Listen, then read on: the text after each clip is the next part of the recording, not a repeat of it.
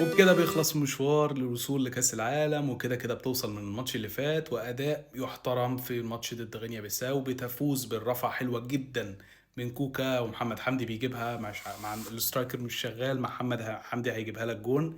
أداء متوسط، أداء ما كانش أفضل حاجة، ماتش ممكن في بعض الأوقات كان ممل، بس ده اللي احنا كنا متوقعينه، لأن كده كده ده ماتش تحصيل حاصل. بس برضه حسام حسن، كابتن حسام حسن بيوصل اللي هو عايزه، وبينهي المشوار للصعود لكأس العالم بالصعود وعدم الخسارة ولا ماتش. فدي حاجة كويسة جدا تحسب لكابتن حسام. هتقولي المجموعة سهلة، المجموعة صعبة، دي حاجة كويسة برضو تحسب لكابتن حسام، اللي هيبقى أول لاعب ومدرب يوصل لكأس العالم. طيب نتمنى بقى ان اللي جاي يبقى افضل في كاس العالم، ونقع في مجاميع كويسه، ولسه هنلعب بقى في افريقيا، نشوف افريقيا ايه اللي هيحصل فيها. نتمنى برضو الدنيا بتبقى لطيفه في افريقيا ونعمل اداء كويس، ويا ريت نكسبها.